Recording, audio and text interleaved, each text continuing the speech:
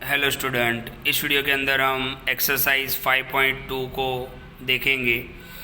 5.2 already हमने start कर दिया है, जिसमें मैंने आपको 3 फार्मूला समझाए थे। एक तो पोलर फॉर्म, फिर आर यानी मॉड्यूलस, और तीसरा था थीटा यानी आर्ग्यूमेंट।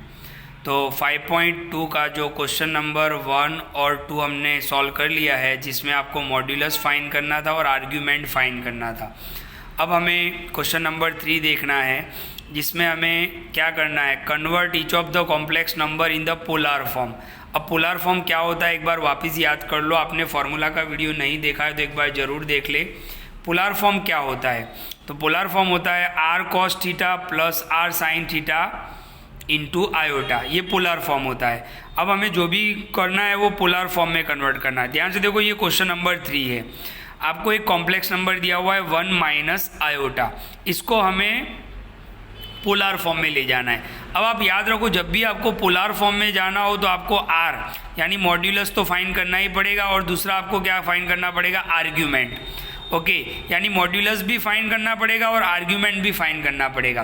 तो आर भी फाइंड करना पड़ेगा, थीटा भी फाइंड करना पड़ेगा। तो ये ऑलरेडी हम 1 और 2 क्वेश्चन में देख चुके हैं। ओके, तो अब हम थर्ड क्वेश्चन पर आते हैं। तो ध्यान से देखो बिल्कुल वीडियो को, बहुत ही नॉर्मल सम है। तो z इज इक्वल टू आपको दिया हुआ है 1 माइनस आयोटा, इसको हमें पोलर फॉर्म में ले जाना है। तो पहले इसको हम स्टैंडर्ड फॉर्म में लिख लेते हैं। तो ये 1, फिर मैंने प्लस कर दिया आयोटा। अच्छा, आयोटा के साथ कुछ नहीं है तो हम 1 लिख सकते हैं, तो -1 हो गया, और ये आयोटा।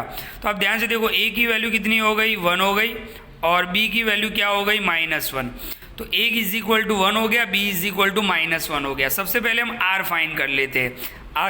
r का मतलब क्या होता है, मॉड्यूलस, जिसका फॉर्मूला क्या है, mod z is equal to √a² plus b²।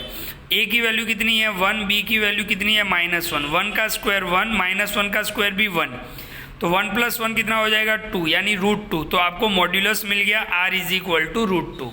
Okay, फिर हम ध्यान से देखो आर्ग्यूमेंट फाइंड करें। आर्ग्यूमेंट का मतलब क्या होता है, थीटा फाइंड करने से पहले आपको फाइंड क्या करना पड़ेगा, अल्फा। तो a इज इक्वल टू 1 है, b इज इक्वल टू -1 है। तो अल्फा का फॉर्मूला क्या है, tan inverse modulus b upon a। तो tan इनवर्स b की वैल्यू -1 अपॉन 1, -1 अपॉन 1 कितना होगा, -1 मोड से निकलेगा तो 1 हो जाएगा। अब tan इनवर्स के अंदर 1 कहाँ पे आता है, tan की वैल्यू के अंदर 1 कहाँ पे आता है, तो 45 पे आता है, राइट। तो हमने tan इनवर्स 1 की जगह पर क्या लिख दिया, 45। आपको पूरा टेबल याद होना चाहिए जो मैंने आपको चैप्टर नंबर 3 में सिखाया था, राइट। तो 45 को हम रेडियन फॉर्म में क्या लिख सकते हैं, π/4, यानी आपका अल्फा कितना हो गया, π/4। तो ध्यान से देखो, आपके पास मॉड्यूलस भी आ गया है और अब अल्फा भी मिल गया है। तो ध्यान से देखो, अब हमारे पास 2 वैल्यू है, a is equal to 1, b is equal to -1। a की वैल्यू पॉजिटिव है, b की वैल्यू नेगेटिव है। अब आपको याद होगा कि पॉजिटिव नेगेटिव कहाँ पे आता है, तो यहाँ पे आता है, कौन से क्वाड्रेंट में, 4th क्वाड्रेंट में। तो मैंने यहाँ पे लिख दिया 4th क्वाड्रेंट। अब मैंने आपको फॉर्मूला में समझाया था, ये 1st क्वाड्रेंट, ये 2nd क्वाड्रेंट, ये 3rd क्वाड्रेंट और ये 4th क्वाड्रेंट। तो 4th क्वाड्रेंट में आर्ग्यूमेंट क्या होता है, थीटा क्या होता है, -α के बराबर। तो थीटा इज इक्वल टू -α लिख दिया, ये आपको याद कर लेना है, राइट। तो ध्यान से देखो, थीटा यानी आर्ग्यूमेंट इज इक्वल टू अपनी जगह पर माइनस अपनी जगह पर, अल्फा की वैल्यू हमने फाइंड की है π/4, तो अल्फा की जगह पर -π/4, यानी आपका आर्ग्यूमेंट क्या हो गया, -π/4। अब हमें पोलर फॉर्म में चलना है। तो पोलर फॉर्म का हमने फॉर्मूला लिख दिया, z is equal to r cos theta plus i into r sine theta. r की वैल्यू √2, cos अपनी जगह पर, थीटा कितना आ गया आपका, -π/4 प्लस आयोटा r की जगह पर √2, साइन अपनी जगह पर, थीटा की जगह पर -π/4। अब आपको याद होगा, मैंने आपको सिखाया था 3rd चैप्टर के अंदर कि cos के अंदर अगर माइनस होगा तो वो माइनस को एब्जॉर्ब करेगा, यानी -x है वो क्या हो जाएगा, +x। तो ध्यान से देखो, √2 अपनी जगह पर, cos अपनी जगह पर, ये -π/4 था वो क्या हो गया, +π/4। हमने सीखा है कि cos माइनस को एब्जॉर्ब कर लेता है। और देखो, ये आयोटा मैंने लास्ट में लगा दिया, साइन माइनस को एब्जॉर्ब नहीं करता है, बाहर निकालता है, तो ये माइनस साइन हो गया। ओके, तो प्लस माइनस क्या हो जाएगा, माइनस, और ये आयोटा। अच्छा, इसका आंसर आप ऐसे लिख सकते हो, देखो दोनों में √2 है तो √2 कॉमन निकाल, यहाँ तक आंसर रखोगे तो भी राइट है, और √2 कॉमन निकाल सकते हो। तो क्या होगा, cos π/4 माइनस √2 तो बाहर निकल गया, आयोटा पहले लिख लेते हैं, sin π/4। तो ये आपका कौन सा फॉर्म हो गया? पोलार फॉर्म हो गया।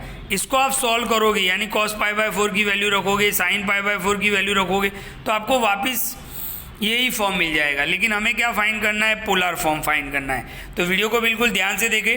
तो इतना समझ ले आप, पोलार फॉर्म फाइंड करने के लिए आपको r फाइंड करना है और थीटा फाइंड करना है। r क्या होता है? मॉड्यूलस। थीटा क्या होता है? आर्ग्यूमेंट। थीटा फाइंड करने से पहले आपको क्या फाइंड करना पड़ेगा? अल्फा। फिर आपको चेक करना है कि ए की वैल्यू पॉजिटिव नेगेटिव है तो कौन से क्वाड्रेंट में जा रहा है? फोर्थ क्वाड्रेंट में। और फोर्थ क्वाड्रेंट में थीटा इज इक्वल टू क्या होता है? -अल्फा। तो वीडियो को ध्यान से देखिए, ये था 5.2 का क्वेश्चन नंबर 3।